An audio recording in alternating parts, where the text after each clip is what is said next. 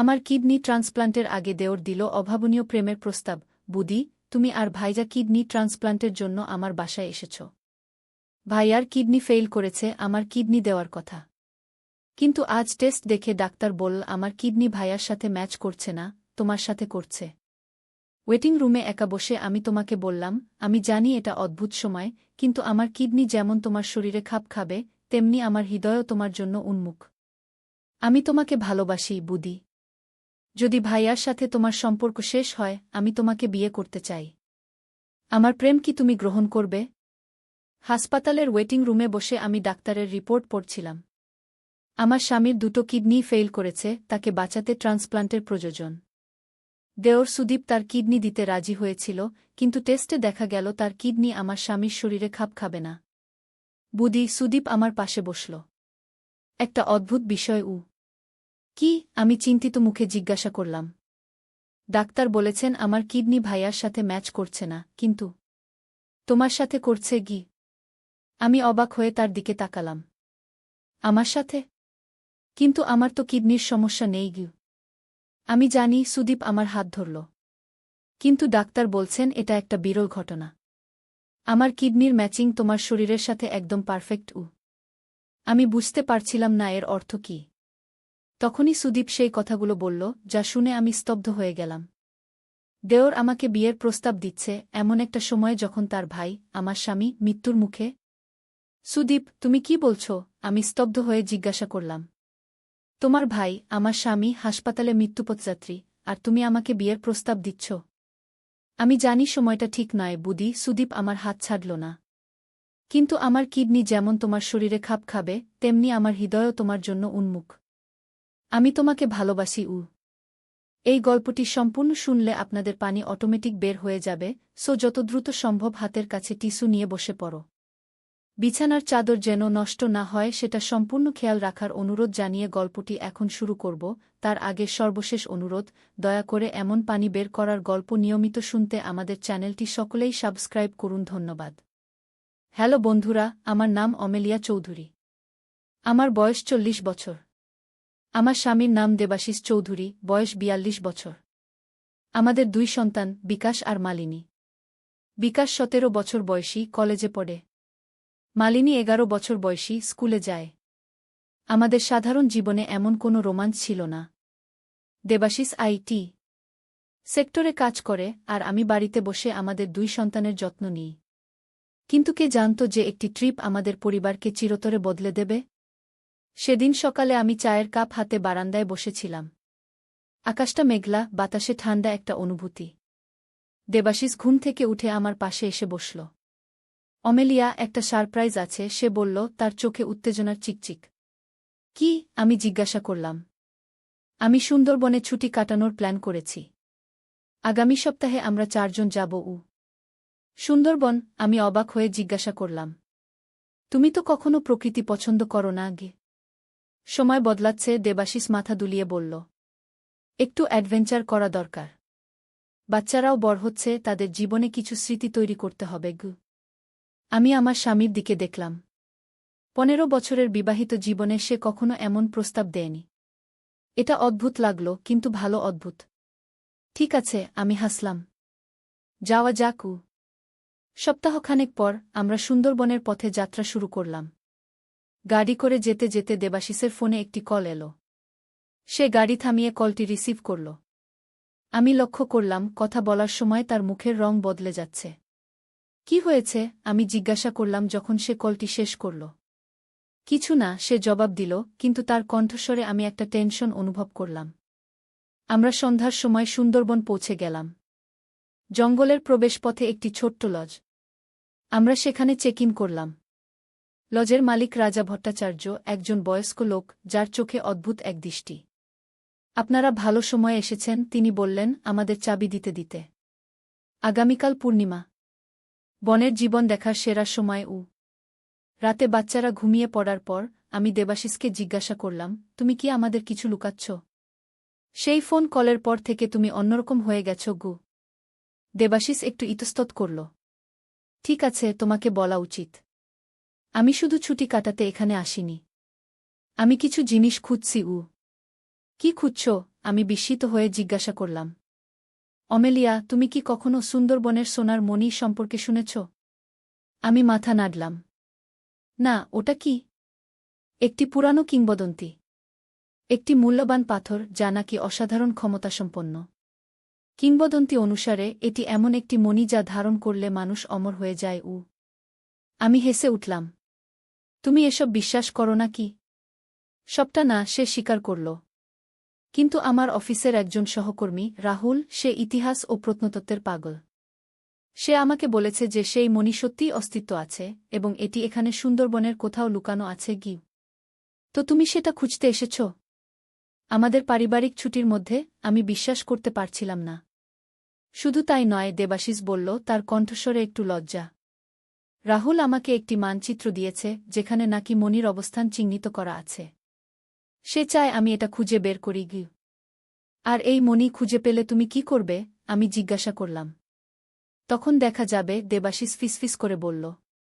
কিন্তু রাহুল বলেছে এটার মূল্য কোটি টাকা ছাড়িয়ে যাবে। আমি শিউরে উঠলাম। এটা আমার স্বামীর স্বাভাবিক আচরণ নয়।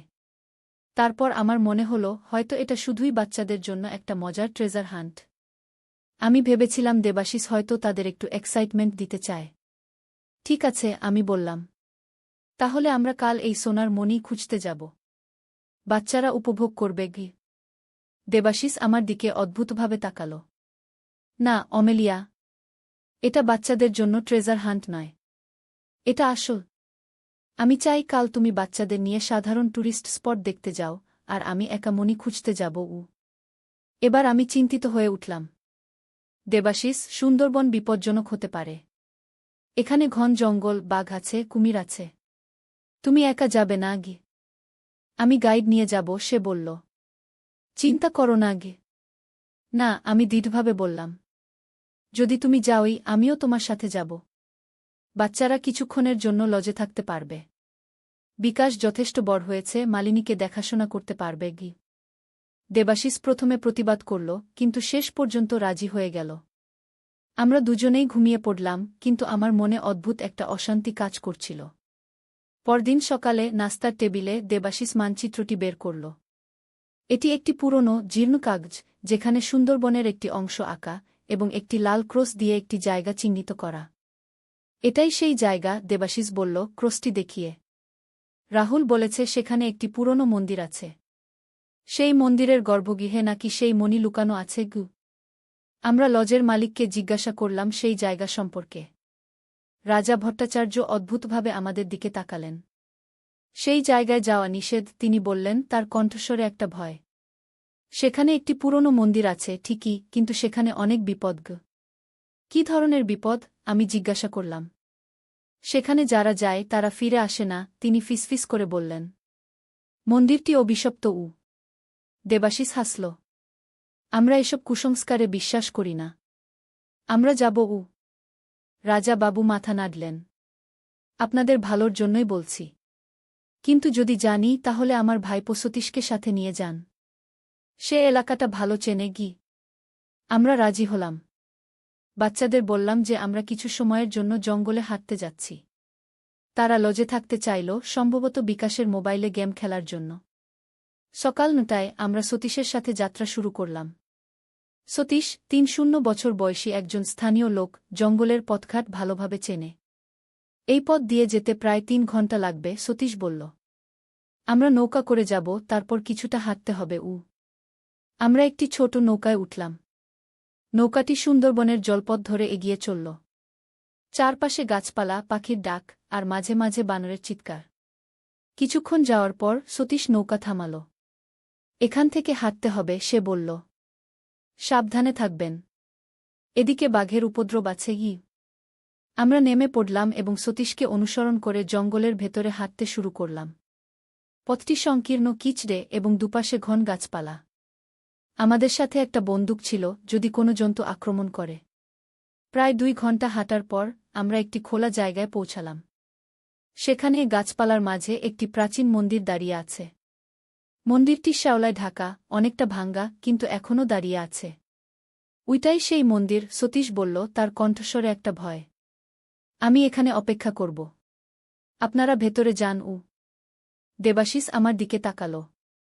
তুমি এখানে থাকো, আমি ভেতরে যাই গু। না, আমি দৃঢ়ভাবে বললাম। আমরা একসাথে যাব উ। আমরা মন্দিরের দিকে এগিয়ে গেলাম। মন্দিরের প্রবেশপথে অনেক পাথরের মূর্তি, অনেকগুলি ভাঙ্গা। দরজাটি একটা গর্তের মতো কালো, অন্ধকার। দেবাশিস টর্চ জ্বালাল। আমরা ভেতরে ঢুকলাম। মন্দিরের ভেতরটা ঠান্ডা, আর্দ্র এবং একটা অদ্ভুত গন্ধ। দেয়ালে অনেক চিত্র আঁকা, কিন্তু সেগুলো এত পুরনো যে বোঝা মুশকিল। টর্চের আলো আমরা দেখলাম যে মন্দিরটি আসলে ছোট নয়। ভেতরে অনেক কক্ষ, সুডঙ্গের মতো এক জায়গা থেকে অন্য জায়গায় যাওয়া যায়। এখন কি? আমি জিজ্ঞাসা করলাম। মণিটি কোথায়? দেবাশিস ওর পকেট থেকে মানচিত্রটি বের করল। মানচিত্র অনুযায়ী মন্দিরের কেন্দ্রে একটি বিশেষ কক্ষে মণিটি আছে কি। আমরা এগিয়ে চললাম, সুডঙ্গ থেকে সুডঙ্গে, কক্ষ থেকে কক্ষে। হঠাৎ আমরা একটি বড় কক্ষে প্রবেশ করলাম। কক্ষের মাঝখানে একটি বড় পাথরের বেদি এবং তার উপরে কিছু একটা চকচক করছে। ওটাই, দেবাশিস উত্তেজিত হয়ে বলল। ওটাই সোনার মণি। সে বেদির দিকে এগিয়ে গেল। বেদির উপর একটি ছোট্ট পাথর, লাল রঙের, যেন অগ্নি নিজেই পাথরে পরিণত হয়েছে। দেবাশিস হাত বাড়াল মণিটি ধরার জন্য, কিন্তু আমি তাকে থামালাম। একটু ভাবো, আমি বললাম। এটা অনেক সহজ মনে হচ্ছে। যদি এই মণি সত্যিই এত মূল্যবান হয়, তাহলে এটা নিশ্চয়ই সুরক্ষিত থাকবে, কোনো ফাঁদ হতে পারে কি? দেবাশিস ইতস্তত করল। তুমি ঠিক বলছ। আমি সাবধানে দেখি গু। সে বেদির চারপাশে ঘুরে দেখল। দেখো, বেদির নিচে কিছু লেখা আছে গি। আমরা টর্চ দিয়ে দেখলাম। সেখানে একটি প্রাচীন ভাষায় কিছু লেখা। আমরা বুঝতে পারছিলাম না।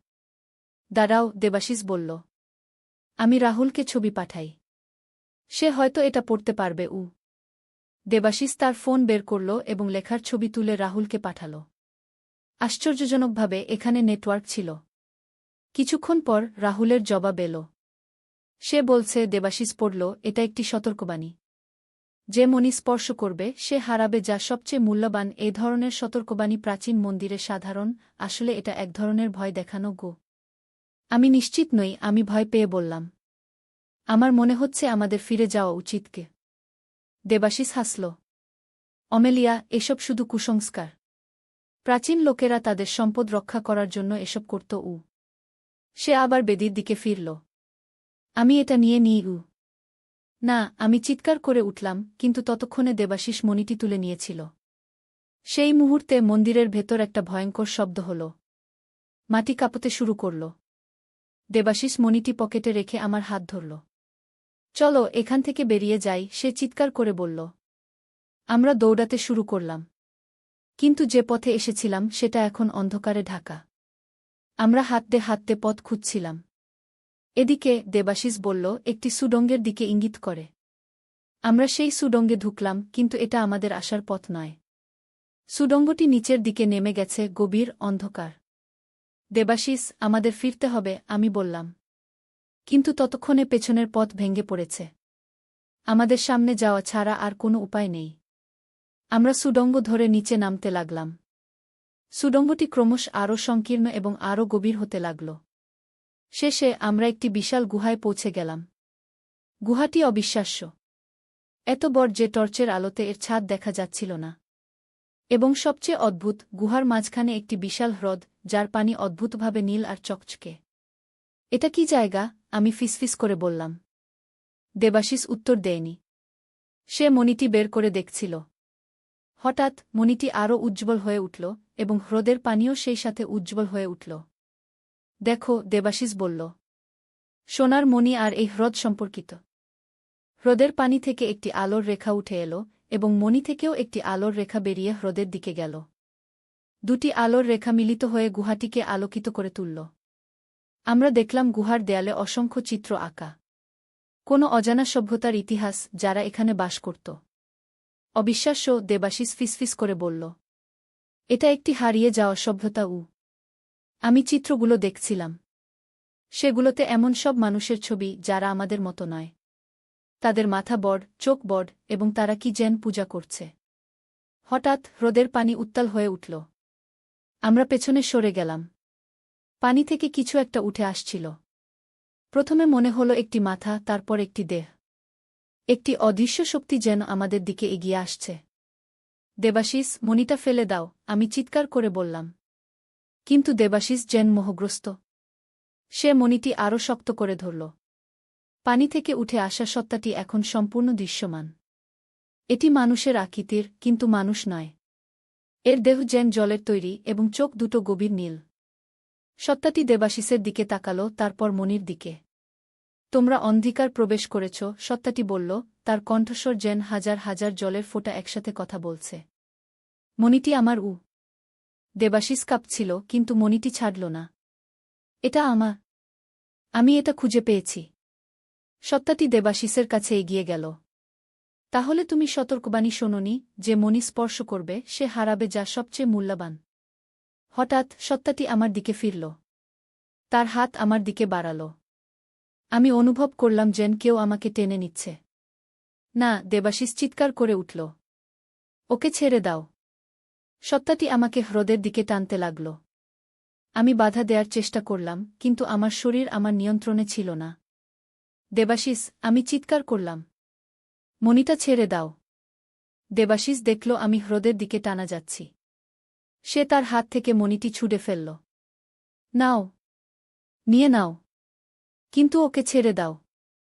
মণিটি হ্রদে পড়ল। সাথে সাথে আমি অনুভব করলাম অদৃশ্য শক্তিটি আমাকে ছেড়ে দিল। সত্তাটি হ্রদের দিকে ফিরে গেল। মণিটি পানিতে ডুবে গেল এবং সত্তাটিও ধীরে ধীরে পানিতে মিলিয়ে গেল। আমরা এখান থেকে বেরোতে হবে, দেবাশিস বলল, আমাকে জড়িয়ে ধরে। তবে আমরা কিভাবে বেরোব? আমরা গুহার চারপাশে তাকালাম। সুড়ঙ্গ ছাড়া আর কোনো পথ ছিল না, এবং সেটা এখন ভেঙে পড়েছে। হঠাৎ হ্রদের পানি আবার উত্তাল হয়ে উঠল। আমরা ভয়ে পেছনে সরে গেলাম, কিন্তু এবার পানি থেকে উঠে এলো একটি ছোট নৌকা। নৌকাটি আপনা আপনি আমাদের দিকে এগিয়ে এলো, যেন আমাদের ডাকছে। তুমি কি ভাবছ আমি ভাবছি? দেবাশিস জিজ্ঞাসা করল। আমি মাথা নাড়লাম। এটাই আমাদের একমাত্র উপায়। আমরা নৌকায় উঠলাম। সাথে সাথে নৌকাটি আপনা আপনি হ্রদের মাঝখানে যেতে শুরু করল। হ্রদের মাঝখানে পৌঁছে নৌকাটি একটি ভূগর্ভস্থ নদীর মুখে প্রবেশ করল। নদীটি গুহার বাইরে নিয়ে যাচ্ছিল। আমরা অন্ধকারে বসে রইলাম, নৌকাটি আমাদের নিয়ে কোথায় যাচ্ছে তা না জেনে। কিছুক্ষণ পর আমরা দূরে আলো দেখতে পেলাম। নৌকাটি সেই আলোর দিকে এগিয়ে যাচ্ছিল। আমরা দেখলাম এটি একটি সুড়ঙ্গের মুখ, যা বাইরের জগতে নিয়ে যাচ্ছে। নৌকাটি সুড়ঙ্গ পেরিয়ে বাইরে এলো এবং আমরা নিজেদের একটি নদীতে পেলাম।